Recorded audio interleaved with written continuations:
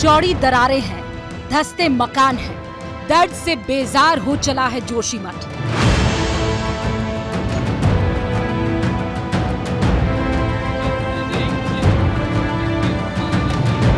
अपनी भूमि में मरेंगे, अपनी भूमि में रहेंगे, कहाँ जाएंगे छोड़ करके। कुदरत के कहर से जोशीमठ को बचाने की जंग अब शुरू हो चुकी है। अभी 68 परिवारों को सुरक्षित स्थानों पर ले जाया गया है। लगभग 600 से कुछ ज्यादा परिवार ऐसे हैं जो उस ढूंढ में आ रहे हैं। क्या तरक्की की कीमत चुका रहा है जोशीमठ? स्थिति बहुत चिंताजनक है, विस्फोटक स्थिति तक चिंताजनक है। प्रकृति चेतावनी दे रही है और हम उस चेतावनी के अनुरूप आचरण नहीं कर रहे हैं। क्या सड़क, क्या मकान, हर जगह दिख रही है दरार। सवाल ये कि क्यों देर से जागी है सरकार? हम लोगों ने ये कहा था कि जो हाइड्रो पावर प्रोजेक्ट्स बनाए जा रहे हैं उनके द्वारा जो हलचल की जाती है उससे यहाँ की पारिस्थितिकी को नुकसान पहुँच रहा है। ये परियोजना आ रही है जिसके अंतर्गत जोशीमठ शहर के नीचे से एक सुरंग निकाली जानी थी, उसका हम लोगों ने विरोध किया था। हुजूर, बचाते बचाते बहुत देर कर दी। नमस्कार, आप सभी का बहुत बहुत स्वागत है। मेरा नाम रूबिका लियाकत है और ये हुंकार का स्पेशल एडिशन एक बार फिर से जोशीमठ के उन तमाम बाशिंदों के लिए जो इस वक्त झूल रहे हैं, परेशानी का सबब झेल रहे हैं और झूल रहे हैं उस जोशीमठ की तकदीर के बीच जिसके बारे में कोई नहीं कुछ जानता है। मैं आज इस पर डिबेट करूं उससे पहले इस वक्त की एक बड़ी खबर आप तक पहुंचा देना चाहती हूं। दिल्ली के कंजावला केस में पुलिस ने आज कोर्ट में ये कहा है कि आरोपी ये बात जानते थे कि गाड़ी के नीचे अंजलि फंसी हुई है, कोई फंसा हुआ है। हादसे के 2 मिनट बाद ही आरोपी कार से उतरे थे, लेकिन उसके बाद भी उन्होंने अंजलि को बचाया नहीं। 12 किलोमीटर से ज्यादा दूर तक उसे घसीटते रहे। आप समझ रहे हैं ये कितना खतरनाक हो सकता है। इनफैक्ट हो चुका है, क्योंकि 60 किलो की अंजलि 15 किलो की रह गई थी जब 12 से 13 किलोमीटर तक वो उसे सिर्फ घसीटा जाता रहा। मेरे सहयोगी अंकित इस वक्त हमारे साथ जुड़ चुके हैं, जरा उनका रुख करते हैं। अंकित, क्या डिटेल्स आ रही है, क्योंकि इस बात का शक तो हर कोई जाहिर कर रहा था। अंकित, मुझे याद है वो पहला दिन जब हम दोनों आपस में इस बात को चर्चा कर रहे थे कि ऐसा कैसे हो सकता है कि किसी को पता ना चले कि गाड़ी के नीचे कोई है। बिल्कुल रूबिका, ये एक बहुत बड़ा खुलासा है दिल्ली पुलिस का। दिल्ली पुलिस की तरफ से आधिकारिक तौर पर कोर्ट में जज साहब को बताया गया है कि देखिए जो आरोपी हैं उनको पता था। 2 आरोपियों ने घटना एक्सीडेंट होने के 200 से 300 मीटर के अंदर ही गाड़ी रोकते हैं और 2 आरोपी गाड़ी से उतरते हैं, गाड़ी के नीचे झांक के देखते हैं। उनको एहसास होता है कि गाड़ी में कोई फंसा हुआ है। उसके बाद उसको जो खींच कर ले जाते हैं 12 से 13 किलोमीटर तक। और इतना ही नहीं, 12 से 13 किलोमीटर तक जो खींचा है, जो 2 आरोपी जो उतरे थे गाड़ी से, उनकी भी पहचान हो चुकी है। दिल्ली पुलिस उनको जानती है कि वो कौन से 2 आरोपी थे जो गाड़ी से उतरे थे और उन्होंने अंजलि को फंसे हुए देखा था। उसके बाद भी 12 से 13 किलोमीटर गाड़ी खींची गई। रूबिका, क्या यह नहीं माना जा सकता कि जिस दौरान ये जो है हादसा हुआ है उस दौरान, यानी कि एक्सीडेंट के दौरान अंजलि जिंदा थी? या 200 से 300 किलोमीटर की अगर हम बात करें, मुमकिन है कि अंजलि की जैसे दोस्त है निधि, उसको जितनी चोटें आई हो सकता है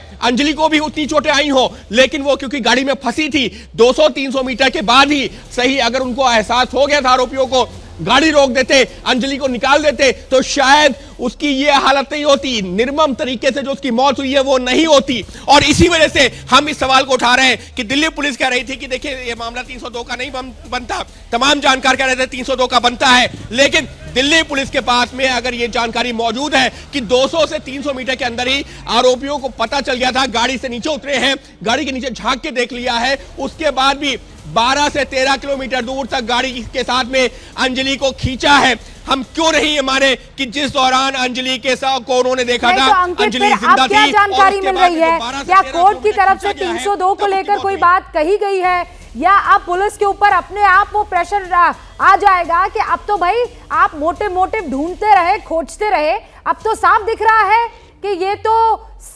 302 का मामला है?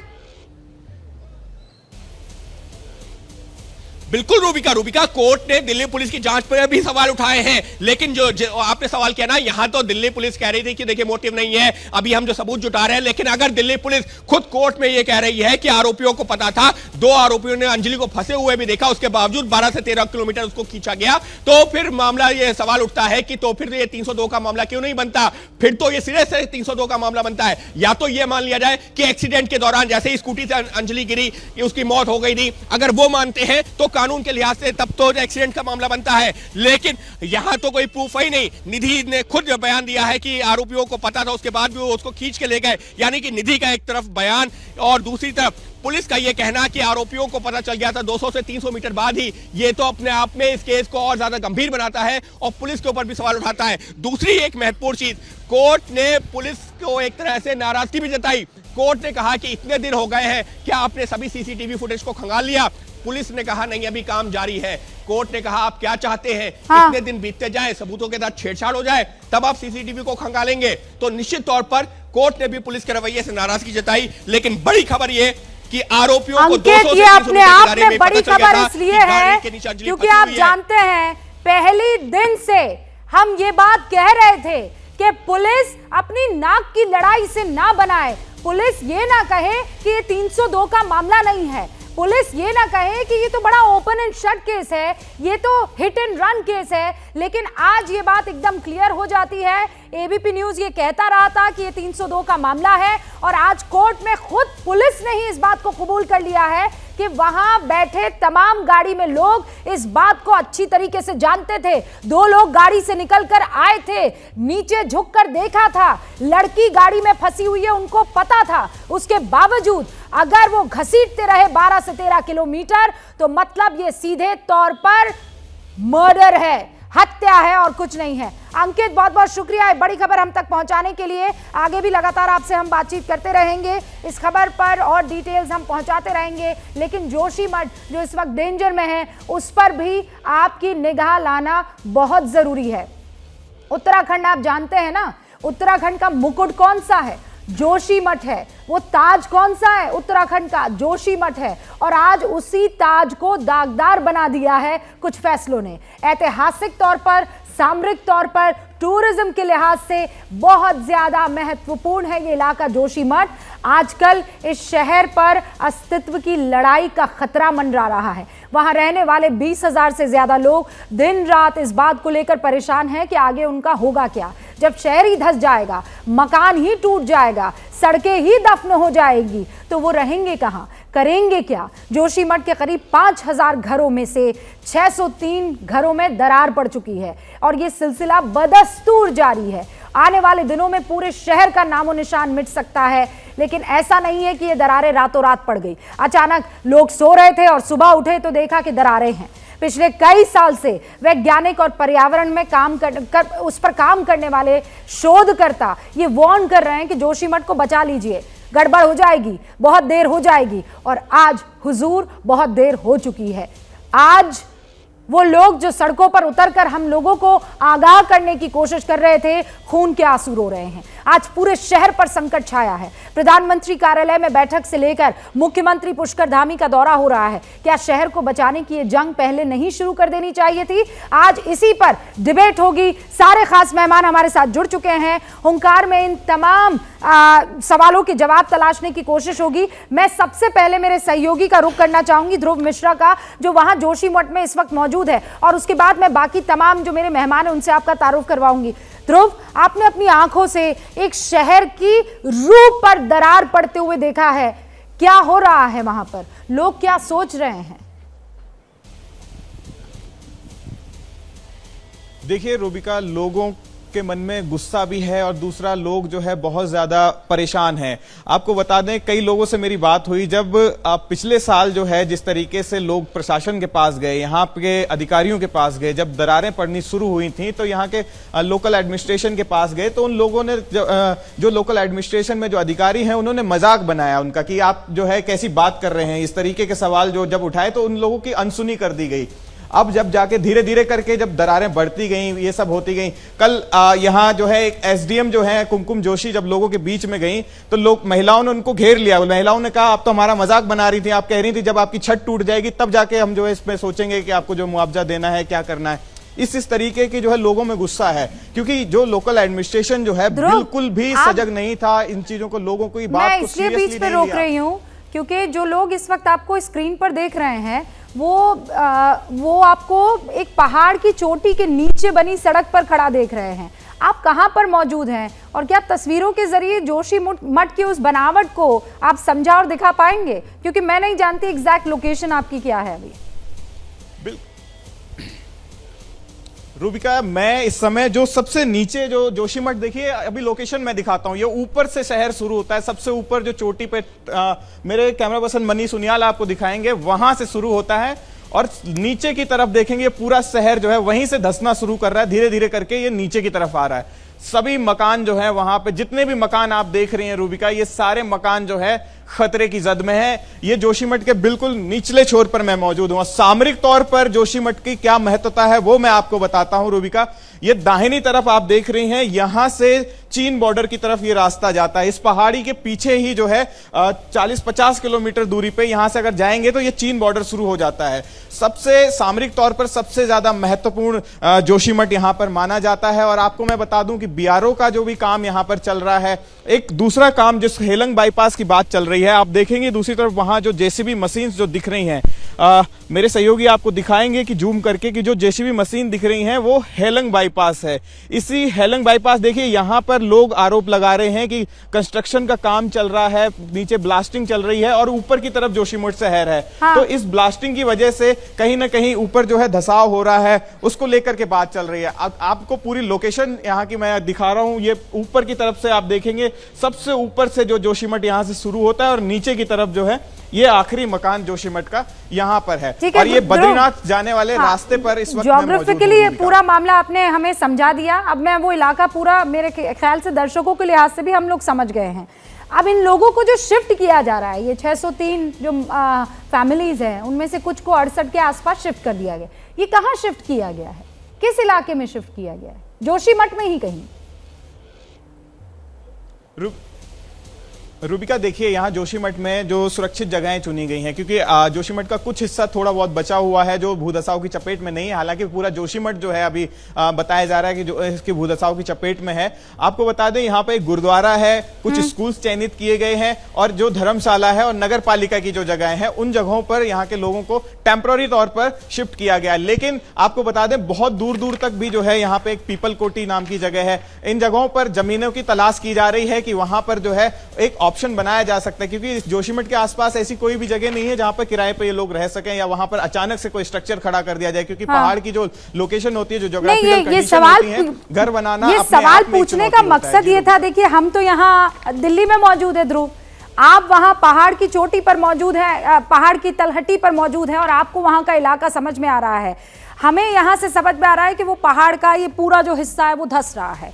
अब जब वो धस ही रहा है तो आज 603 है, कल को वो 1200 मकान भी हो सकते हैं, तो उसकी क्या तैयारी है ये समझना बहुत जरूरी है। अब खास मेहमानों से आपका मैं परिचय करवा देना चाहती हूँ। हमारे साथ यहाँ सब जुड़ चुके हैं। शिवम त्यागी यहाँ पर इस वक्त आपको स्क्रीन पर नजर आ रहे हैं, जो कि राजनीतिक विश्लेषक हैं। दीपक झा साहब भी आपको दिखाई दे रहे हैं, राजनीतिक विश्लेषक हैं। दोनों के बारे में ये बता दूं कि अपनी अपनी आइडियोलॉजी को लेकर दोनों दलीलें जो है तगड़े तौर पर रखते हैं। और इस वक्त आपको यहाँ स्क्रीन पर गोविंद वल्लभ जोशी साहब भी दिखाई दे रहे हैं, जो कि धर्मगुरु है। क्योंकि हम आपको ये बता चुके हैं कि धार्मिक लिहाज से जो है आदि शंकराचार्य ने सबसे पहले अगर कहीं साधना की थी, क्योंकि ये 5 से 6 हजार वर्ष पुराना इलाका है और यहाँ एक ऐसा पेड़ है जो बताया जा रहा है कि 6000 साल पुराना है और आदि शंकराचार्य ने वहीं बैठकर जो है तप किया था। तो यहाँ पर हमारे साथ धर्मगुरु भी हैं और कृष्ण मित्रु जी भी आपको इस वक्त स्क्रीन पर नजर आ रहे हैं, जो कि डिजास्टर मैनेजमेंट एक्सपर्ट है। सबसे पहले इन्हीं से हम बात करेंगे। डिजास्टर मैनेजमेंट के लिहाज से ये सबसे बड़ा डिजास्टर है। मैनेजमेंट तो अभी मुझे लगता है कैसे करेंगे, हो पाएगा कि नहीं हो पाएगा? देखिए ये मैं शुरू करूंगा कि ये मैन मेड डिज़ास्टर है।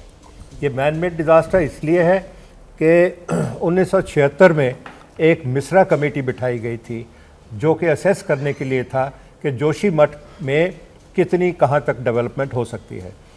उस कमेटी ने बहुत साफ साफ बताया था, पहली बात ये बताई थी कि ये रेतीला और पत्थरों वाला पहाड़ है। ये जो बड़े बोल्डर्स होते हैं, जो रॉक्स होते हैं, वो नहीं है यहाँ पे। पहाड़ों में अक्सर बड़े वाले पत्थर होते हैं जिस पे पहाड़ टिके होते हैं, लेकिन ये रेतीला पहाड़ है ना। रेतीला पहाड़ होने की वजह से यहाँ पे डेवलपमेंट बिल्कुल मना की गई थी मिश्रा कमेटी से, और वहाँ पे ख़ास तौर पे कहा गया था कि जो दो नदियाँ वहाँ पे बहती हैं, धौली गंगा और अलकनंदा, वो भी बहुत इरोशन करती हैं इस पहाड़ की ज़मीन को, यहाँ की मिट्टी को बहा के ले जाती है। हैं कि ऊपर से नीचे की तरफ आ रहा है और नीचे से मिट्टी अलकनंदा काट रही है, तो कुल मिलाकर ये तो बीच में दबा चला गया पूरा इलाका।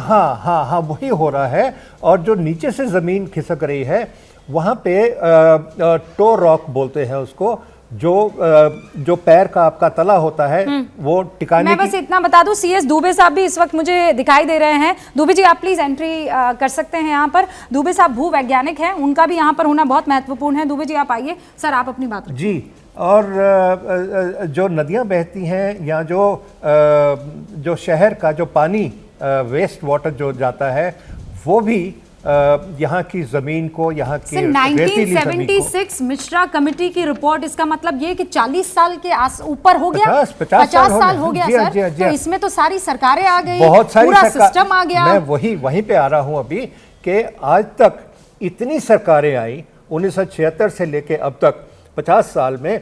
उन्होंने क्या किया, ये बड़ा सवाल है सर। मैं आऊंगी।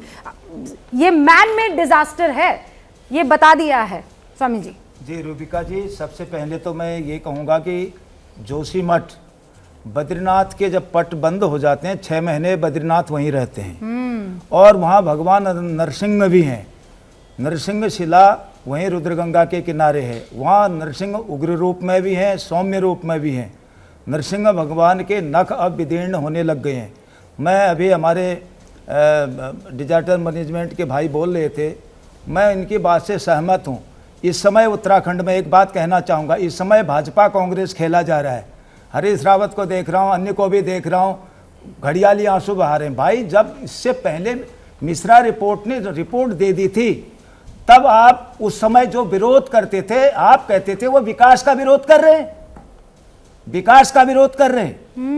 तो सबसे बड़ी बात क्या थी? और एक चीज और मैं खुले तौर पर कह रहा हूं, ना करे स्वामी जी तो परेशानी, हाँ, नहीं, करे सुनिए, तो परेशानी। उसका रास्ता दिया था धर्माचार्यों ने, हाँ। शंकराचार्यों ने, वहां की जनता ने भी दिया। क्या था सर वो? उनका ये था कि यहाँ को जोशीमठ हो, तो पूरा उत्तराखंड, हाँ। उसको तीर्थ क्षेत्र के रूप में विकास कीजिए। स्विट्जरलैंड की तरह छोटे छोटे डाम बनाइए, 50 किलोमीटर में, 25 किलोमीटर में। जब वो डाम उछल करके आगे पानी जाएगा फिर डाम बनाइए, क्योंकि वो भूमि उसको स्थिर नहीं कर सकती है। भू वैज्ञानिक भी हमारे यहाँ पर मौजूद हैं, उनसे भी मैं बात करूंगी। आप कह रहे हैं कि आपने तो सोल्यूशन सुझाया था लेकिन ऐसा हो नहीं पाया। सर मैं आपके पास आऊं उससे पहले एक बड़ी खबर आ रही है, जोशीमठ के मुद्दे को लेकर ही राजनीति की बात जो स्वामी जी यहाँ पर कर रहे थे, उस राजनीति में एक और चैप्टर खुल गया है। कांग्रेस ने जोशीमठ को बीजेपी निर्मित आपदा कह दिया है। कांग्रेस ने आरोप लगाया कि पीएम ने उस वक्त संज्ञान अगर ले लिया होता तो सब कुछ ठीक रहता। कांग्रेस ने यह भी आरोप लगाया कि मौजूदा सरकार पर्यावरणविदों की बातों पर ध्यान नहीं देती। कांग्रेस ने जोशीमठ मामले को राष्ट्रीय आपदा घोषित करने की मांग की है। इस वक्त यही डर था कि कहीं राजनीति का शिकार तो नहीं हो पाएगा। पवन खेड़ा क्या कह रहे हैं, जरा सुन लीजिए कांग्रेस के नेता। कांग्रेस पार्टी के नेता पवन खेड़ा हमारे साथ हैं। आरोप का आधार क्या है और मांगे क्या है कांग्रेस की, जो संकट जोशीमठ पर मंडरा रहा है? आरोप का आधार स्पष्ट है। 3 तारीख से सबसे पहले ये लोगों ने बोलना शुरू किया वहाँ के कि दरारें हो रही हैं। 5 तारीख तक कोई नहीं जागा। प्रधानमंत्री ने भी 7 तारीख को संज्ञान लिया। इतने दिन का जो गैप है, कांग्रेस पार्टी का प्रतिनिधिमंडल पहले ही बता चुका कि हम वहाँ जा रहे हैं। उसके बाद मुख्यमंत्री वहाँ गए और उसके बाद भी मुआवजा क्या था, 5,000 रुपये। तो यह बात संवेदनहीनता ही दिखाती है। क्या इस समय में ये आप लोगों पर आरोप नहीं लगेगा कि एक आपदा के समय में ये राजनीतिक आरोप प्रत्यारोप? आपदा के समय में अगर हम अपनी आवाज नहीं उठाएंगे तो आरोप हम पर लगेगा कि आप उस वक्त कहाँ थे, आप क्यों चुप थे।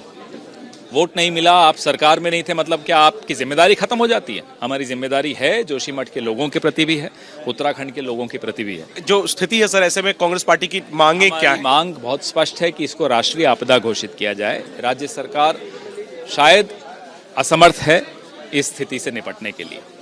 वजह क्या मानते हैं सर?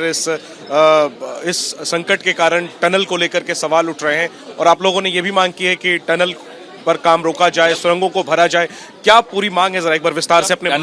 टनल में जब ब्लास्टिंग हो रही थी, एनटीपीसी की टनल में जब ब्लास्टिंग हो रही थी तो दरारें बहुत तेज गति से बढ़ रही थी, और जब अब ब्लास्टिंग रुक गई है तो गति उनकी बहुत धीरे हो गई। तो वो लोग, स्थानीय लोगों का ये मानना है, अभी विशेषज्ञों की राय आनी बाकी है, लेकिन स्थानीय लोगों का मानना है कि ये पूर्ण रूपेण एनटीपीसी की टनल की जो ब्लास्टिंग थी उसकी वजह से ये दरारें आ रही हैं और धंस रहा है जोशीमठ। आप लोग मांग कर रहे हैं कि इस मुआवजे को लेकर के भी आप लोगों ने सवाल उठाए हैं। आपकी क्या मांग है? आप कह रहे हैं 5,000 का मुआवजा एक क्रूर मजाक है, तो आप लोग क्या मांग करते हैं सरकार को? कितना मुआवजा? घिनौना मजाक है। 5,000 रुपये आप दे रहे हैं, इस ठंड में लोग अपने घरों से बाहर हो गए हैं, आप उनके लिए प्री फैब्रिकेटेड स्ट्रक्चर्स तुरंत खड़े कीजिए, और इसमें कोई देर नहीं लगती। डिजास्टर मैनेजमेंट हम लोगों ने भी पहले समझा है कैसे होता है। तुरंत आप उनके लिए प्री फैब्रिकेटेड स्ट्रक्चर्स लाइए, उनके मुआवजे की राशि बढ़ाइए, स्थानीय लोगों की सलाह लेकर फिर मुआवजे की राशि की घोषणा कीजिए। आज 23 में आ गए हम, 8 साल से उनको भरने तक का काम नहीं हुआ। तो इस तरह की असंवेदनशील सरकारें पहले कभी नहीं देखी। तो कांग्रेस के प्रवक्ता पवन खेड़ा साहब को इस वक्त आप सुन रहे थे, वो ये कह रहे थे कि बीजेपी सो रही थी, अगर जाग गई होती तो आज इस स्थिति में हम नहीं होते। हमारे साथ उत्तराखंड के पूर्व मुख्यमंत्री हरीश रावत साहब भी जुड़ चुके हैं, सीधा उनका रुख करते हैं। हरीश जी, बहुत बहुत स्वागत है आपका हुंकार में। लेकिन इस वक्त यहाँ पर डिजास्टर मैनेजमेंट के कुछ जानकार बैठे हुए हैं। हरीश जी, उनका ये कहना है कि ये रातों रात आई आपदा नहीं है, इसका कई वर्षों से जो पर्यावरणविद है इशारा कर रहे थे, कोई सुनने को राजी नहीं था। बिल्कुल सही बात है, और इसीलिए समय समय पर जब सरकारों को पर्यावरणविदों की, लोगों की, एक्सपर्ट्स की राय मिली है तो करेक्टिव स्टेप उठाए गए हैं। इन पर्वतीय अंचलों में पहले जंगल कटते थे, लेकिन उसको जंगलों के कटने पर इंदिरा जी के समय में रोक लगाई गई, 1000 फीट से ऊपर कटान को रोक दिया गया, और भी बहुत सारे ऐसे कदम उठाए गए। और लेटेस्ट कदम जो है 2012 में उठा, जब उत्तरकाशी के अंदर ये सवाल उठा कि जो पावर प्रोजेक्ट्स बन रहे हैं उनकी वजह से उत्तरकाशी और हमारी टिहरी ये सब खतरे में हो सकता है, तो पावर प्रोजेक्ट्स को तत्कालीन प्रधानमंत्री मनमोहन सिंह जी ने बंद कर दिया। उन्होंने कहा भाई कोई बात नहीं, जनता की कीमत पर हमको पावर प्रोजेक्ट नहीं बनाने।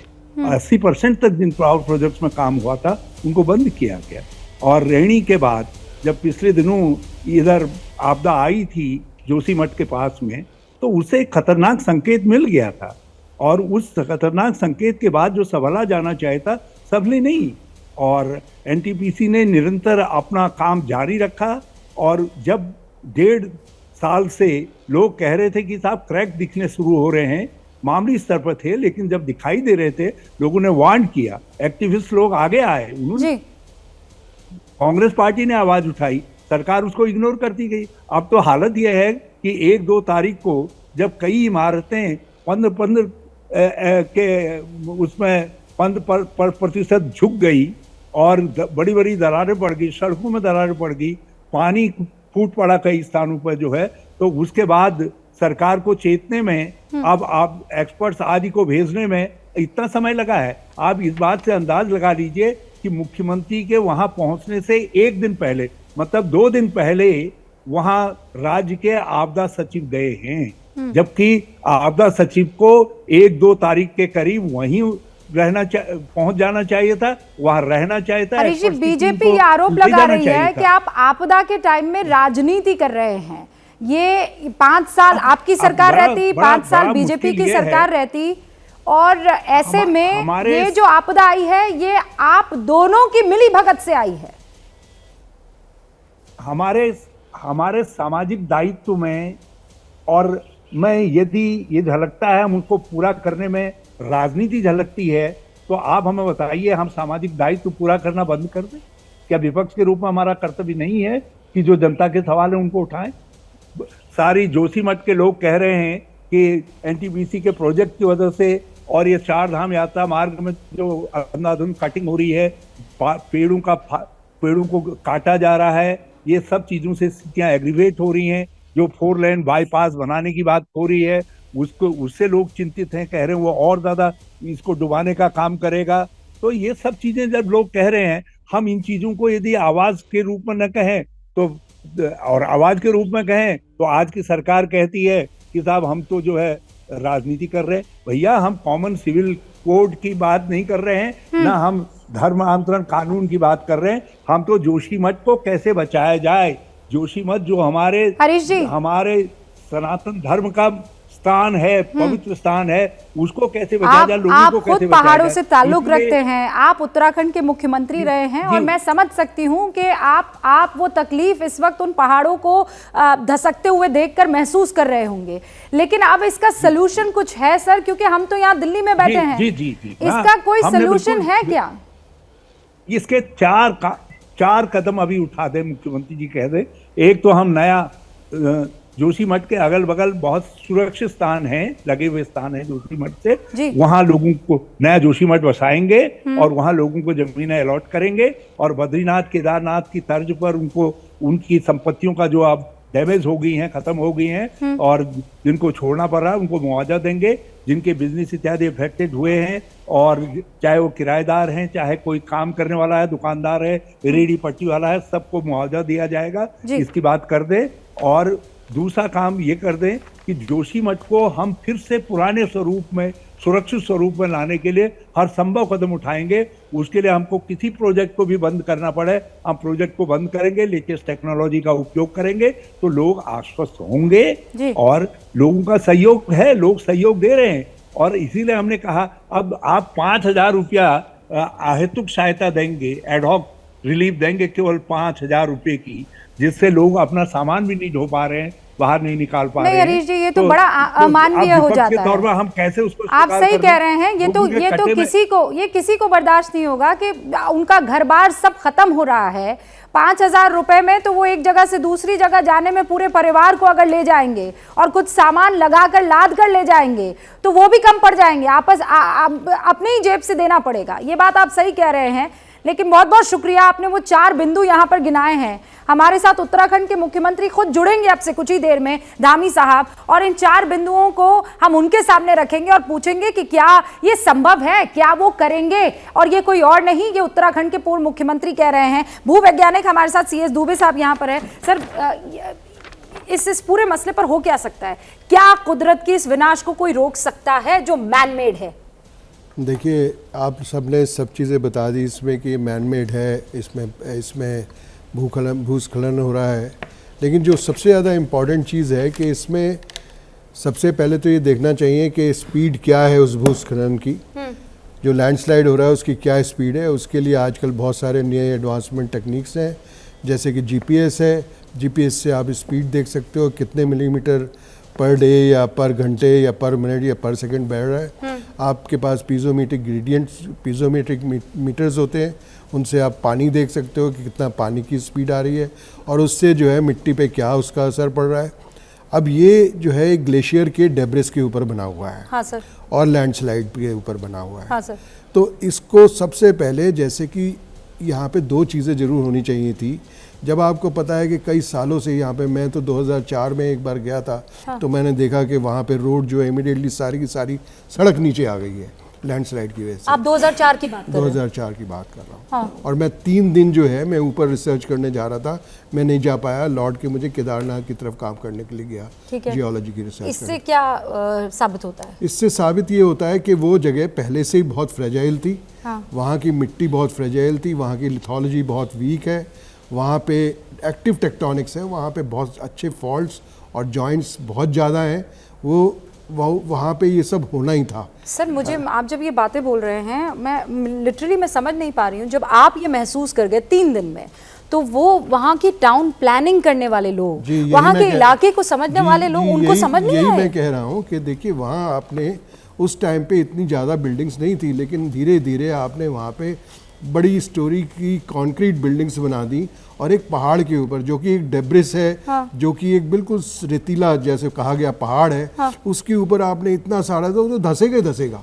अगर आप इतनी भारी भारी उस पर बिल्डिंग्स खड़ी कर दोगे तो धसेगा। तो इसमें गलती जो है टाउन प्लानिंग की भी है, लेकिन जो लोग वहाँ पे काम कर रहे थे उनकी भी है, जो उन लोगों ने अपनी अपनी ऊंची बिल्डिंग्स बनाई और कंक्रीट की बिल्डिंग बनाई। जनरली ऐसे पहाड़ों के ऊपर जो है लकड़ी की, आपने देखा है पुराने ज़माने में लकड़ी की जो है वो मकान बनते थे, और वो इसलिए बनते थे कि वो अर्थक्वेक से और लैंडस्लाइड खूब मिली भगत हो गई है सर, इसमें खूब मिली भगत हो गई है। क्या ये टाइम रहा है राजनीति का? मैं आप दोनों से शुरुआत करूंगी। अभी हरीश रावत जी को आपने सुना। देखिए, हरीश रावत जी ने बिल्कुल सही कहा कि इस सबकी एक इंसान का नहीं, मैन मेड डिजास्टर है, तो सबकी गलती है। पिछले 50 सालों से जो 1976 की मिश्रा रिपोर्ट, तो सारी सरकारें कहीं ना कहीं दिखाता है कि इस पे आंख बंद करके सो रही थी। मोदी जी कांग्रेस तो ये कह रही है कि मोदी जी सो रहे थे, ये 15 दिन पहले जो है, अगर वो जग जाते तो सब ठीक हो जाता। मोदी जी 15 दिन नहीं, मोदी जी 8 साल से केदारनाथ रोज जाते हैं, हर दिन हर साल केदारनाथ जाते हैं। कहने का मेरा मतलब यह है कि मोदी जी को क्या जोशीमठ नहीं दिखा? आध्यात्मिक मोदी जी को जोशीमठ नहीं दिखा? शंकराचार्य जी ने स्थापित किया था ज्योतिषपीठ के नाम से। वो हिस्ट्री तो सबको मालूम है। तो ज्योतिषपीठ का क्या महत्व नहीं था? मुझे लगता है मैं कांग्रेस को बहुत ज्यादा कुछ कहने वाला नहीं हूं कि अभी मैं उनको कहूं कि उन्होंने ये किया, भारतीय जनता पार्टी ने ये किया, लेकिन सबसे महत्वपूर्ण बात यह है कि जहां तक अभी मैनेजमेंट की बात है, जिस तरह की चीजें लगातार कही गई हैं कि किस तरीके से सरकार ये काम करेगी, तो मैं सिर्फ इतना कहना चाहता हूं कि ये कहते हैं कि सरकार काम नहीं कर रही है। मैं जैसे ही 3 तारीख को ये तमाम काम कर रही है, 5,000 रुपए दे रही है। आप बताइए ना रुपका जी, कौन सी मानवता है? लोग वहां पे 150 साल की नहीं, 150 रुपया। अरे हरीश रावत को छोड़ दीजिए, हरीश रावत जी से आप दाना पानी नहीं ले सकते। अभी पुष्कर सिंह धामी वहां के पता नहीं है। अरे आप हरीश रावत कांग्रेस को गाली देते रहिए ना, आप गाली दीजिए हरीश रावत को।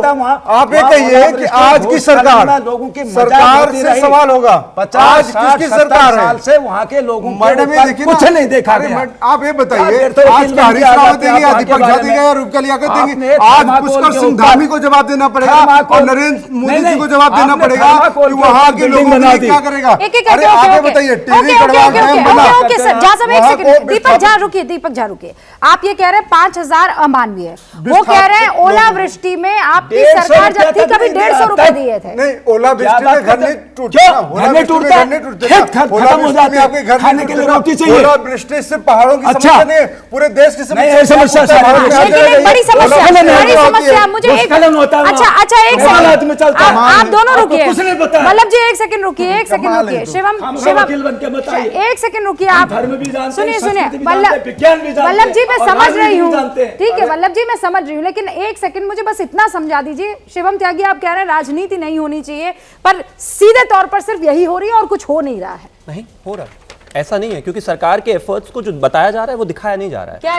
वहां पर इस समय एक एनडीआरएफ की टीम है, 4 एसडीआरएफ की टीम है। इस समय प्राइम मिनिस्टर्स ऑफिस से प्राइम मिनिस्टर के सचिव पीके मिश्रा जी लगातार हाई लेवल मीटिंग कर चुके हैं। उसके बाद वहां पर एक टीम वहां पर पहुंची है नेशनल डिजास्टर मैनेजमेंट अथॉरिटी की, national institute of disaster management की, जियोलॉजिकल सर्वे ऑफ इंडिया की, IIT रुड़की की और Wadia institute of Himalaya and geological national institute की, ये जानने के लिए कि यहां पर लॉन्ग टर्म शॉर्ट टर्म में किस तरीके से हम आगे शहर को बढ़ाएं। दूसरी बात, जिन 68 परिवारों की हम बात, आपने वो कहावत सुनी है, अब पछताए हो क्या जब चिड़िया चुग गई खेत। 25,000 मैं सिर्फ इतना कहना आपने सुनी है वो कहावत? मैंने बिल्कुल सुनी है, लेकिन मैं आपको सिर्फ इतना कहना चाहता हूं, आपने इतने नाम मुझे गिनाए हैं, ये 10 दिन पहले पहुंचे वहां पर लोग हैं, मुझे लगता 10 दिन पहले पहुंची टीम है। और मिश्रा रिपोर्ट कितनी पुरानी है सर, कितनी पुरानी है ये? 46 ईयर। तो ये जो अभी गए हैं इन्होंने बहुत बढ़िया काम कर दिया। मैं इसी में कहना चाहूंगा कि आप कह रहे हैं कि एनडीएमए की टीम वहां गई है, मुझे ये बताएं एनडीएमए का चेयरमैन कौन है सर? प्रधानमंत्री खुद है जी, प्रधानमंत्री, the prime minister is the chairman of NDMA. What is NDMA doing? NDMA कर क्या रही है? उनका काम यह है कि रेगुलेशंस बना देना और आराम से कुर्सी पे बैठ। रूबिका जी एक सवाल, आप एक मिनट ठहरिए साहब। मैंने देखा है कि ऐसी डिस्कशंस में जब भी कोई डिसास्टर होता है, जब भी कोई आपदा होती है, तो खाली पॉलिटिशियंस डिस्कस करते हैं ना, ये ब्यूरोक्रेट्स का मामला है। ब्यूरोक्रेट्स क्यों नहीं आते हैं ऐसी जो कि जिनकी की जवाबदेही है, ब्यूरोक्रेट्स की जवाबदेही है। ये आज तक 2005 जब डिजास्टर मैनेजमेंट एक्ट बना था तब से लेके डिजास्टर मैनेजमेंट अथॉरिटी जो कि सेंटर में है, स्टेट में है, डिस्ट्रिक्ट्स में है, ताल्लुक में है और हर कस्बे में है, वो क्या कर रहे हैं? उनकी जवाबदेही किसके पास है? So वो true, ऐसी sir. डिस्कशन So में true, क्यों sir. नहीं आते वो? ऐसी डिस्कशन में, और इसीलिए हमने उनको बुलाइए आप। और आपको सर स्पेशली इनवाइट किया है। उनकी तनख्वाह काट के जो मुआवजे देने हैं वो मुआवजे दीजिए। क्या ये कर पाएगी सरकार? ये एक बहुत बड़ा प्रश्न है, क्योंकि यहां ये जितने बाबू पूरी की पूरी प्लानिंग करते हैं, वो प्लानिंग करने के बाद क्या देखते हैं कि इसका इफेक्ट क्या हो सकता है, इसके रेपरकशंस क्या हो सकते हैं, क्योंकि पन्नों में तो वो बड़ा खूबसूरत दिखाई देता है, पावर पॉइंट प्रेजेंटेशंस में तो आपको बड़ी खूबसूरती से वो सारी चीजें आती निखरती नजर आती है, लेकिन होता क्या है, वो घरों में दरारें पड़ रही होती है। आप भी इनकी बात से एग्री करते हैं सर? मैं बिल्कुल एग्री करता हूँ, लेकिन इस वक्त जो सबसे ज़्यादा ज़रूरत है वो वहाँ पे एक प्लानिंग की ज़रूरत है, और माइक्रो सीज़मिक अर्थक्वेक प्लानिंग की, माइक्रो सीज़मिक लैंडस्लाइड हज़ार्ड जोनेशन की, और उसको हम कैसे, जो अभी कहा गया कि हम दूसरे क्षेत्र कौन से ढूंढें जो कि ज़्यादा स्टेबल है वहाँ पे, हाँ। जहाँ पे हम लोगों को बसा सकें। और एक वार्निंग सिस्टम जो होता है, ये खाली जोशीमठ नहीं, अभी तो जोशीमठ तो एक टिप ऑफ द आइसबर्ग है।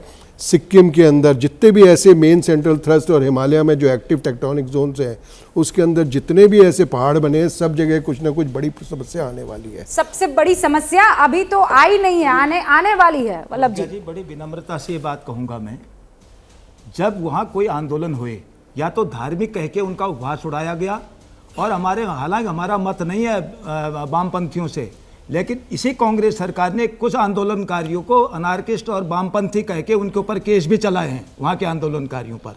मैं उनका पक्षधर नहीं हूँ, जबकि वहाँ सबका उपहास उड़ाया। जैसे हमारे अभी मित्रों ने बताया, पूरा उत्तराखंड, चमोली, उत्तरकाशी, पिथौरागढ़, जहाँ पर रामगंगा परियोजना चल रही है, धौली गंगा परियोजना चल रही है, पंचेश्वर परियोजना चल रही है, वहाँ बहुत टनलें निकलने वाली हैं। टिहरी इतने विस्थापित हो गया, लोगों के लोक देवता नष्ट हो गए, लोक संस्कृति नष्ट हो गई। केवल अपना खेती बाड़ी करते थे, देवताओं का पूजन करते थे, यात्रियों का सम्मान करते थे, और उस हिमालय क्षेत्र की जड़ी बूटियों को संभाल के रखते थे। सब नष्ट हो गया है। मैं इस समय एक चीज़ ये कहना चाहूँगा, ये पक्ष विपक्ष की बात न हो करके, शिवम जी बहुत अच्छी बात करते हैं, मैं इनको सुनता भी रहता हूँ। इस समय भाजपा कांग्रेस न करके, और मैं मुख्यमंत्री धामी जी से भी कहता हूं, तत्काल इन परियोजनाओं को रोका जाए। जैसे हमारे विद्वान मित्र आए हैं इस समय, बड़े बड़े स्थायी रूप से रोक लगा दी गई है, लेकिन क्या आप ये 5,000 रुपया जो दिया जा रहा है एडहॉक कहकर, वो हेल्प, उससे आप अग्री करते हैं? 5,000 काफी है? नहीं, 5,000 नहीं है। उनको पूरा, उनको एक प्रकार से जैसे माता अपने भ्रूण को गर्भ में पालती है, ऐसे उनको पालने की आवश्यकता है इस समय। अभी बर्फ गिरेगी तो कहाँ जाएंगे वो? बर्फबारी होने वाली, बर्फ अभी गिरी नहीं है। मैं एक चीज और करना चाहूंगा, 19वीं शताब्दी में वहाँ इतना जबरदस्त भूस्खलन हुआ था, हमारे भूवैज्ञानिक आए हैं, 165 साल तक तो वहाँ कोई शंकराचार्य बन के जाने को ही तैयार नहीं हुआ, है ना।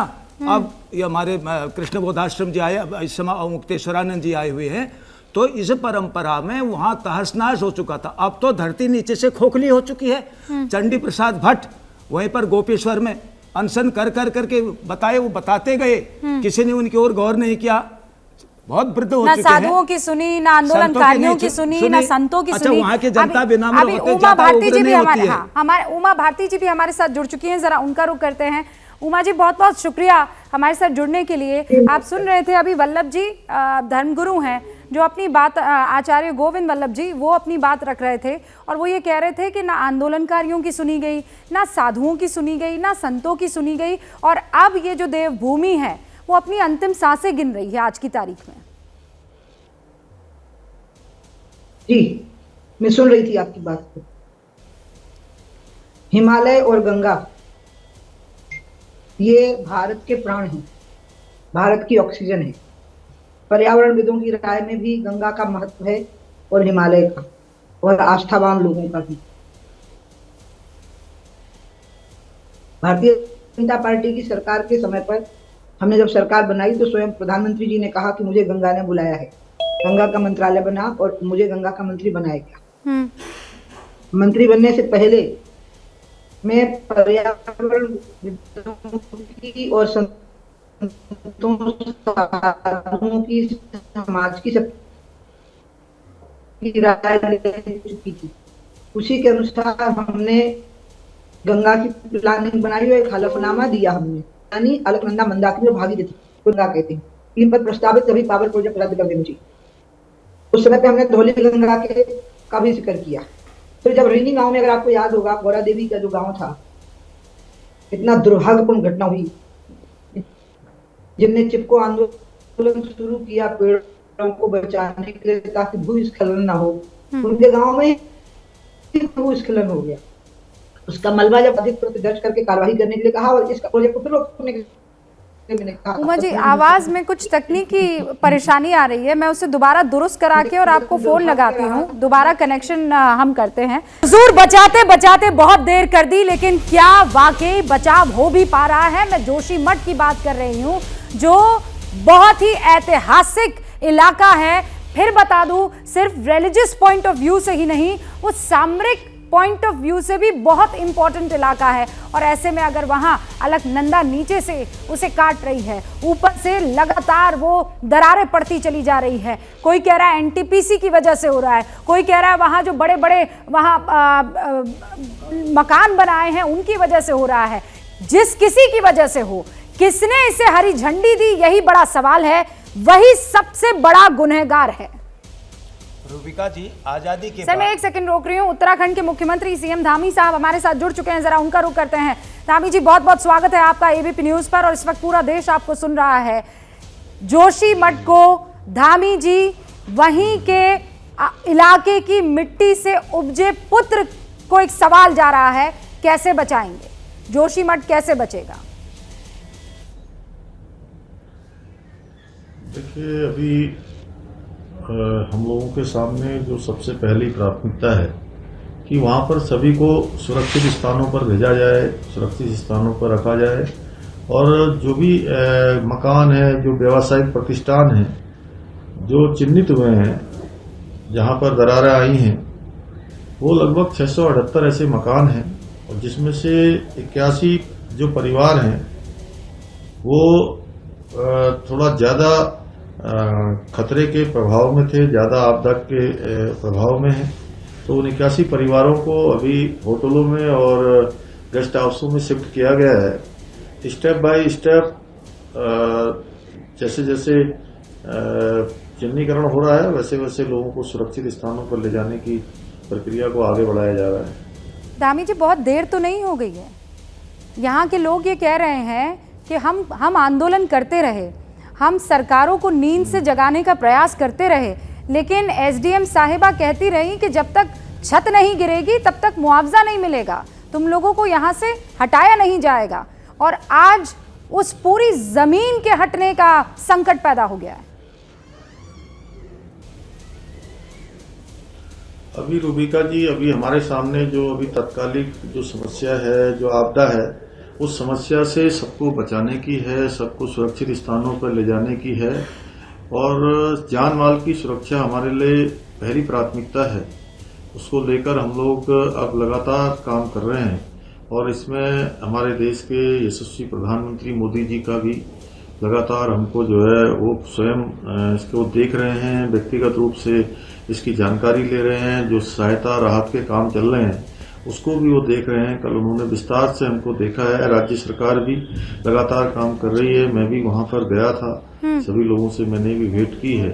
हमारा प्रयास है कि अभी तात्कालिक और दीर्घकालिक दोनों प्रकार की जो योजनाएं हैं उन दोनों पर काम करें, और लोगों को जो सबसे अच्छा सहायता हो सकती है वो सहायता हम करें। सहायता से अभी हरीश रावत जी हमारे साथ, धामी जी कुछ देर पहले ही जुड़े थे, उन्होंने कहा 5,000 रुपए की सहायता दे रहे हैं, ये अमानवीय है। 5,000 रुपए में एक शख्स क्या तो कर पाएगा और क्या खर्च करेगा?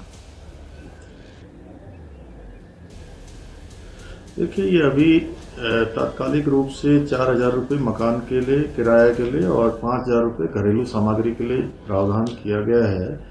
लेकिन समय के साथ साथ जैसे जैसी आवश्यकता होगी उसको हम लोग, जैसी आवश्यकता होगी उसके अनुसार उसको आगे बढ़ाएंगे, उसको काम करेंगे। लोगों को हर प्रकार से सहायता मिले, ये हमारा उद्देश्य भी है, हमारा काम भी है, कर्तव्य भी है, उसको करेंगे हम लोग। और ऐसे समय में चूंकि सभी लोगों को मैं सबसे अनुरोध करता हूं कि सब लोग आगे आएं, और ऐसे समय में सब एक टीम भावना से जोशीमठ शहर को बचाने के लिए सबको आगे आना होगा। और जो समस्या है वो सबके सामने है सभी लोगों को समस्या के समाधान के लिए काम करना है, एक टीम के रूप में काम करना है। सरकार इस समय चाहे राज्य की हो, केंद्र की हो, जोशीमठ के लोगों के साथ खड़ी है, हर प्रकार से उनके साथ है और हर जो भी संभव हो सकता है वो सब हम लोग कर रहे हैं। पुष्कर जी, आप कह रहे हैं टीम की तरह हमें काम करना होगा, लेकिन कांग्रेस ये कह रही है ये बीजेपी निर्मित आपदा है। आप लोगों की तरफ से ये, चाहे वो एनटीपीसी का हो, टनल खोदने का हो, नीचे से सड़क मार्ग बनाने का हो, आपकी वजह से निर्मित, ये बीजेपी की वजह से निर्मित आपदा है। नहीं, देखिए, ये केवल और केवल अभी इस समय इस प्रकार की बातें नहीं करनी चाहिए। इस समय सबको लोगों को बचाने के लिए आगे आना चाहिए और सर्वेक्षण हो रहे हैं। तमाम प्रकार की जो संस्थान हैं वो सारे के सारे वहां पर काम कर रहे हैं। अंततः जब इसका कोई कॉज निकलेगा उसके बाद भी हम कुछ कह सकते हैं कि आखिर किस कारण से हो रहा है। अभी अनावश्यक रूप से केवल विरोध के लिए विरोध करना, ये मैं समझता हूं कि ये उसका समय नहीं है। आप कह रहे हैं ये समय नहीं है, और मैं इस बात को समझ रही हूं कि आप इस पर किसी कीमत पर कोई राजनीति नहीं करना चाहते हैं। ये वेलकमिंग हो सकता है, लेकिन दामी जी, क्या वजह है? कुछ तो आपको अधिकारियों ने इस पूरे मामले से अवगत कराया होगा, क्योंकि अभी भी सिर्फ शंका है, किसी को कुछ समझ नहीं आ रहा है। क्या वजह है, मालूम चल पाया है?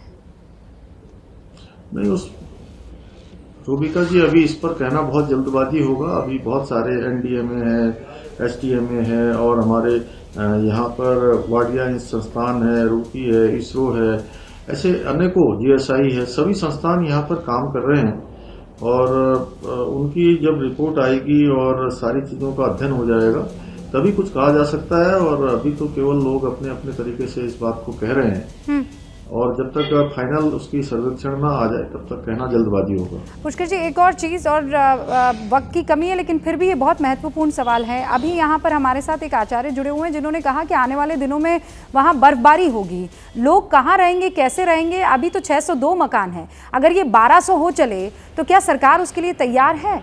जोशीमठ को धामी बचा लेंगे? देखिए रूबिका जी, चाहे जितने भी मकान होंगे, जो भी इस आपदा में प्रभावित होंगे, सभी के लिए हमारी सरकार व्यवस्था करेगी और हमने सब प्रकार की तैयारियां प्रारंभ कर दी है। इसलिए चाहे अभी मैं भगवान से प्रार्थना करूंगा कि जितने मकान हैं उतने पर ही रुक जाए, उतने पर ही आपदाएं थम जाए।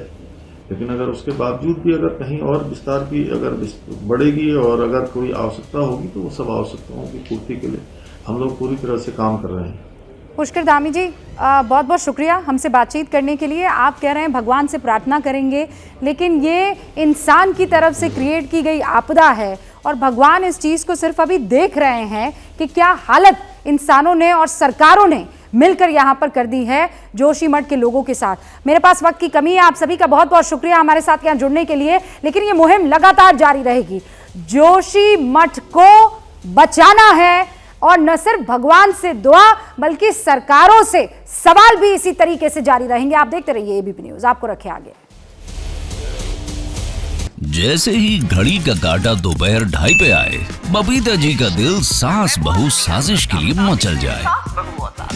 और ये है इनकी बहू, पूरे दिन ऑफिस की टेंशन हो जाए गॉन जब ये करें अपना फेवरेट शो फ्री टाइम पे ऑन। इनकी तरह आप भी देखिए अपना फेवरेट शो अपने टाइम पर और डाउनलोड कीजिए एबीपी लाइव ऐप अपने स्मार्ट टीवी पर।